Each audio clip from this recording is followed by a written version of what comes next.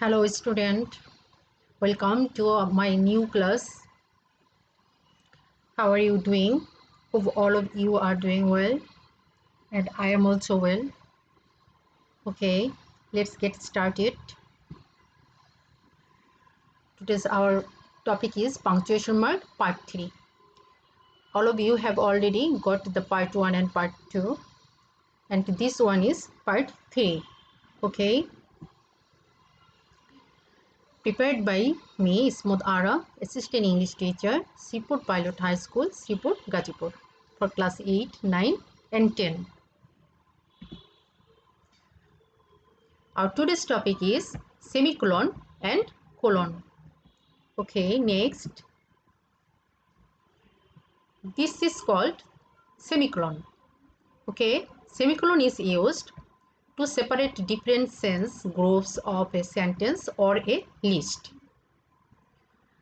Semicolon ব্যবহার করা হয়ে থাকে দুটো সেন্টেন্সের মধ্যে বা দুটো আলাদা পৃথক করার জন্য কোনো গ্রুপ ওয়ার্ডকে অথবা লিস্টকে পার্থক্য করার জন্য সেমিকোলন ব্যবহার করা হয়ে থাকে। For example, our English teacher asked us to stop playing, to start working in the garden and then to go home. আমাদের ইংরেজি শিক্ষক স্টপ প্লেইং আমাদেরকে বলতেছে খেলা বন্ধ করার জন্য। এখানে সামান্য সময়ের জন্য থেমেছি এবং তিনি আরও কি বলেছেন, to start working in the garden এবং বাগানে কাজ করতে শুরু করতে বলেছেন এবং আরও বলেছেন and then to go home এবং অতঃপর বাড়ি চলে যেতে বলেছেন। এই যে সেন্সগুলো গ্রুপস, একটা পুরা সেন্টেন্স এবং তারপরে আরেকটা সেন্টেন্স, তারপরে আরেকটা সেন্টেন্স, সবগুলোকে আলাদা আলাদাভাবে প্রকাশ করার জন্য এবং একটা বলার পরেও আরও কিছু উনি বলেছেন সেটা প্রকাশ করার জন্য এখানে কোলন ব্যবহার হয়েছে। একই রকমভাবে এখানে তার কথা শেষ হয়ে যায়নি, উনি আরও বলেছেন বাড়ি চলে যেতে। এই আরও কথা যে সংযোগ হচ্ছে সেটা বোঝানোর অর্থে এখানে সেমিকোলন ব্যবহার হয়েছে। ওকে, if the clause in a compound sentence are not connected with a coordinating conjunction like and, but, etc.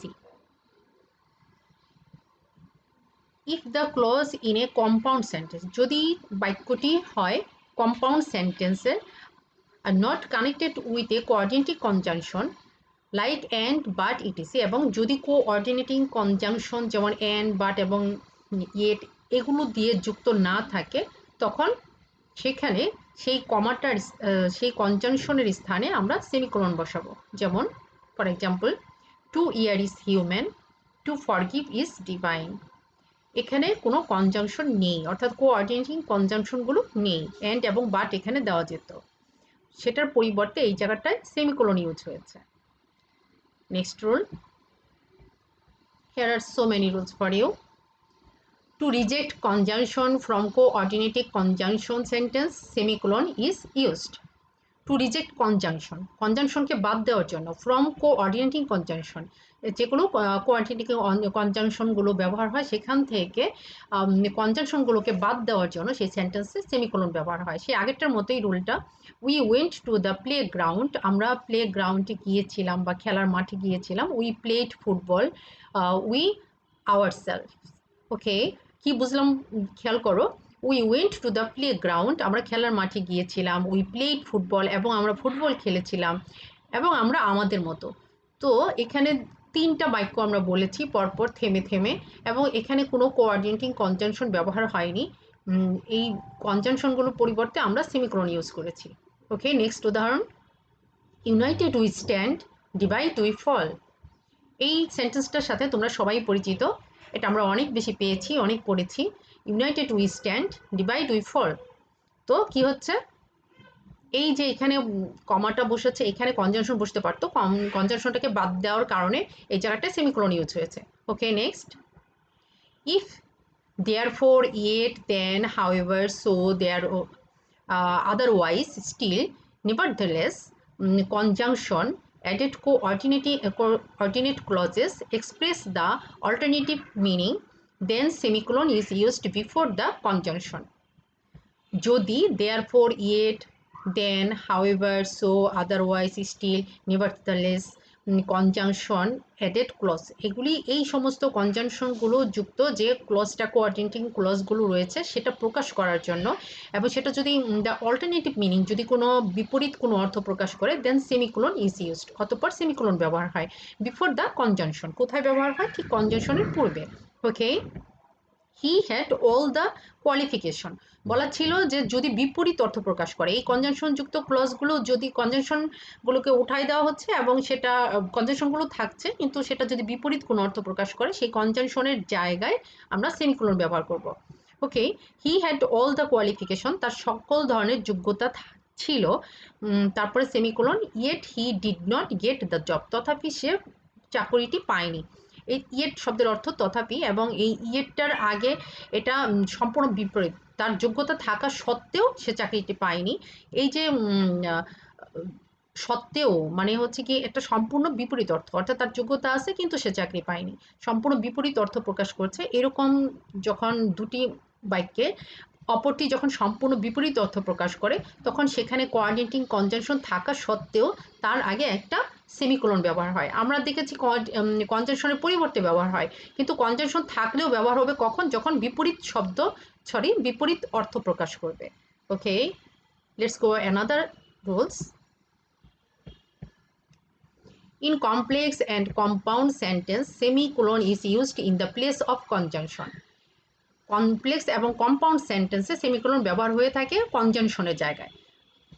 Look at the example. Sima was inattentive, her result was 4.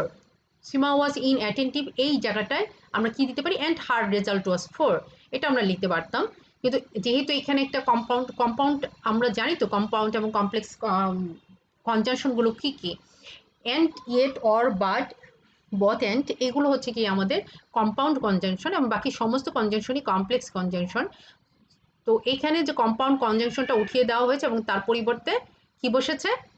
Semicolon. Okay, number 2, God gave us land, we made town, city and country. God gave us land, আল্লাহ আমাদেরকে জমি দিয়েছেন। We made town, আমরা শহর বানিয়েছি। City and country, এবং দেশ। তাহলে কি হচ্ছে এখানে? এই জায়গাটা কিন্তু আমরা অনায়াসে একটা সিম্পল কমা দিয়ে বাকি জায়গায় আমরা এন্ড বসাতে পারতাম, কিন্তু যেহেতু এটা কমপ্লেক্স সেন্টেন্স এবং কমপ্লেক্স সেন্টেন্সের কনজাংশনগুলি উঠিয়ে দিয়ে কি বসানো হয়েছে? সেমিকোলন। আর এই কমাটা হচ্ছে জাস্ট এটা সেন্টেন্সের স্বার্থে, উই মেড টাউন সিটি দুইটাকে পার্থক্য করার জন্য এখানে কমা বসেছে, এটা এই রুলে পড়ে না। রুলটা হচ্ছে এই প্রথম সেন্টেন্সের সাথে দ্বিতীয় সেন্টেন্সের মাঝখান থেকে কনজাংশন উঠে গিয়ে এখানে সেমিকোলন বসেছে। ওকে, here is another rule for you. Semicolon is used before, consequently, recently, as a matter of fact, as a result of fact, as a result of which added clause. কি হয়েছে? Semicolon ব্যবহার করা হয়ে থাকে consequently এই ওয়ার্ডটার পরে, recently এই ওয়ার্ডটার পরে, as a matter of fact এই ওয়ার্ডের পরে, as a result of fact এই ওয়ার্ডের পরে, as a result of which এই সমস্ত সংযুক্ত যে ক্লজগুলো রয়েছে তারপরে সেমিকোলন বসে। তোমরা এই ওয়ার্ডগুলো মুখস্থ করে ফেলবে। Okay, next there is a example for you. He walked 10 miles at a stretch, consequently he got tired. সে কি হয়েছে? অ্যাট এ স্টেজ, একই সাথে সে 10 মাইল হেঁটেছে, পরিপ্রেক্ষিতে সে ক্লান্ত হয়ে পড়েছে। তো এই যে এখানে কনসিকুয়েন্টলি ওয়ার্ডটা ব্যবহার হয়েছে, আমরা বলেছি কনসিকুয়েন্টলি রিসেন্টলি এই ওয়ার্ড যুক্ত যে সেন্টেন্সগুলো থাকবে তার ইমিডিয়েট আগে কি বসবে? সেমিকোলন বসবে, এবং এই ওয়ার্ডগুলো তোমরা মুখস্থ করে ফেলবে।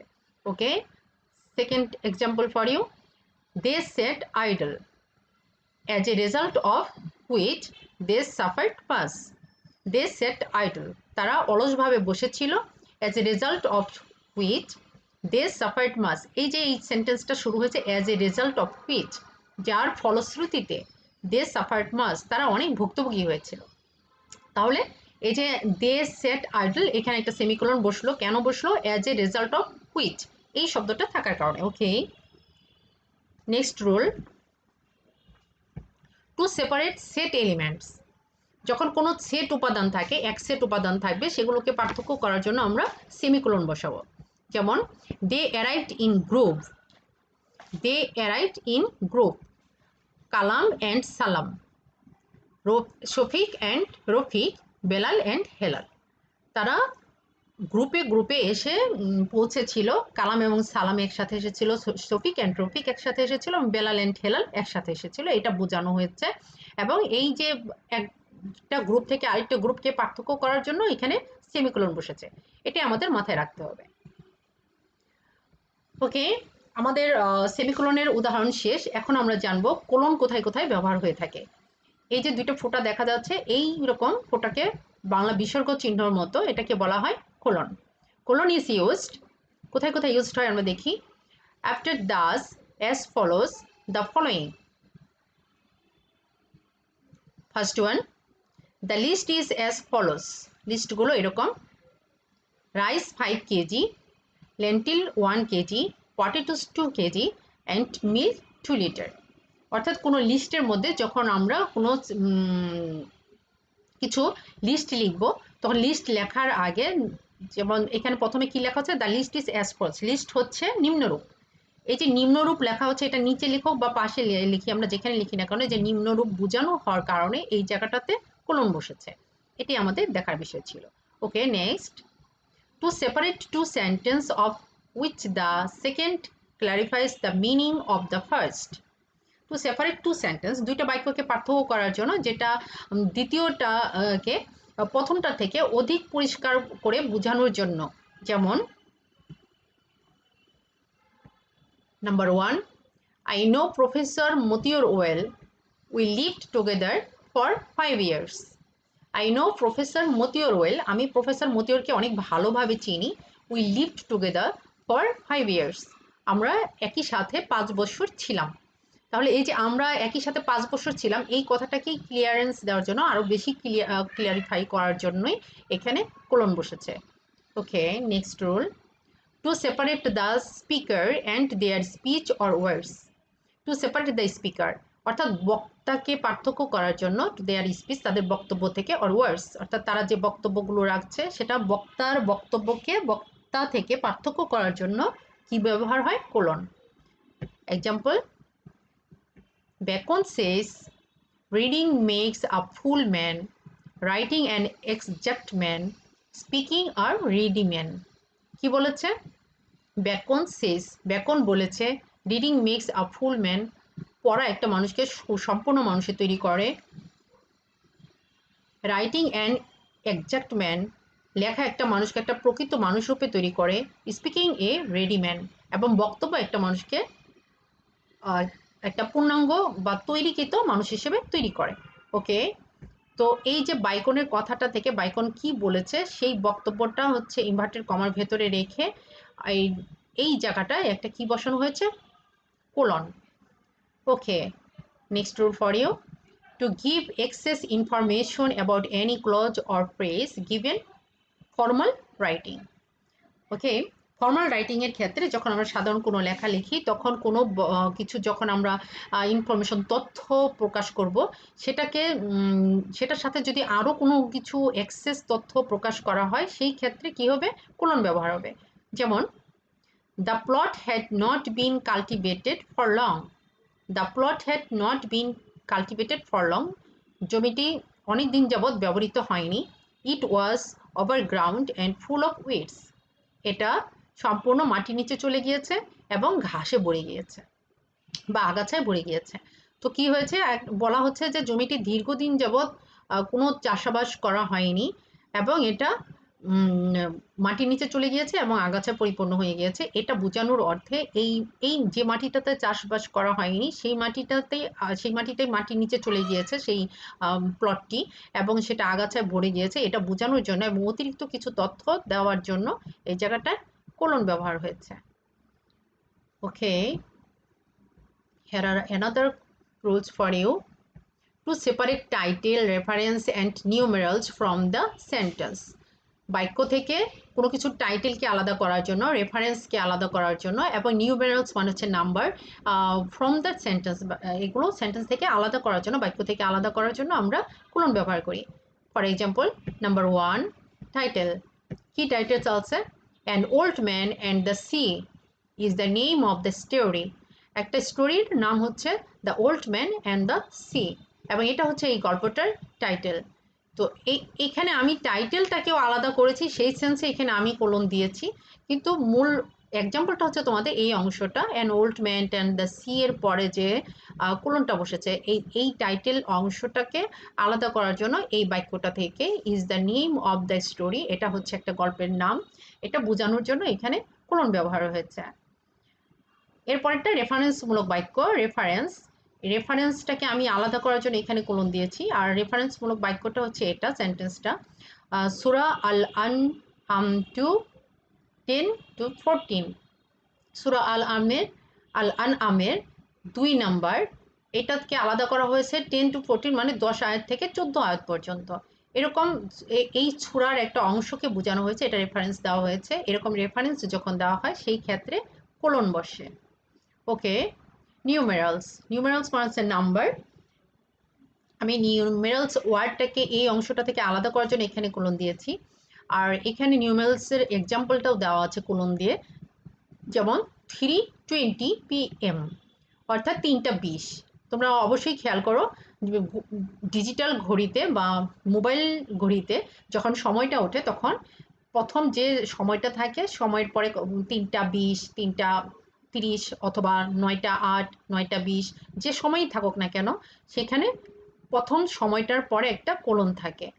ওকে, to separate speaker from dialogue, drama, play. স্পিকারকে অর্থাৎ বক্তাকে তার ডায়লগ থেকে, যে ডায়লগটা দেওয়া হচ্ছে অর্থাৎ যে বক্তব্য দেওয়া হচ্ছে, এবং ড্রামা হচ্ছে নাটক, এবং প্লেও হচ্ছে নাটক, এগুলি থেকে যখন স্পিকারকে আলাদাভাবে বোঝানো হয় তখন সেখানে কোলন বসে। For example, Liton, how are you doing? Roma, I am doing good, thank you, how about you? তাহলে এখানে আমরা দেখতে পাচ্ছি লিটন নামে একটা লোক, সে জিজ্ঞেস করছে কাকে? রোমাকে। কি জিজ্ঞেস করছে? How are you doing. তাহলে এই যে লিটন শব্দটা, লিটনকে আলাদা করে বোঝানো হচ্ছে, তার বক্তার বক্তব্য থেকে আলাদা করে বোঝানো হচ্ছে। আবার এখানে দুজন ব্যক্তির কথোপকথন অর্থাৎ ডায়লগ রাইটিং, তোমরা অবশ্যই ডায়লগ রাইটিংয়ের সাথে পরিচিত যারা ক্লাস 8, 9, 10-এ পড়ো। তো সেখানে দেখা যায় যে এরকম যখন বক্তাদেরকে আমরা লিখি তখন সেখানে প্রত্যেকটা বক্তার পরে একটা করে কোলন বসে, কারণ বক্তার বক্তব্য, এই যে বক্তব্যটুকু থাকে, ডায়লগটা থাকে, সেটা পৃথক করার জন্য এই কোলনটা ব্যবহার হয়। লিটন এটা জিজ্ঞেস করলো, লিটনের কথার প্রেক্ষিতে রুমা উত্তর করতেছে, আবার রুমা লেখার পরেও আমরা কোলন ব্যবহার করব। এরপরে কি? I am doing good, thank you, how about you? Okay, here is the last example for you. To express time, সময় প্রকাশ করতে। সময় যখনই আমরা লিখিতভাবে প্রকাশ করব, সেটা যে কোনো সময় প্রকাশ করব, তখন সেটা অবশ্যই সময় প্রকাশ করার পরে সেখানে কোলন বসে। ইতিমধ্যে আমরা এটা জেনেছি, আর সংখ্যার ক্ষেত্রেও বসে, একই রকমভাবে সময় প্রকাশ করার ক্ষেত্রেও এখানে কোলন বসে। Okay, that's all for today. Happy watching, thank you.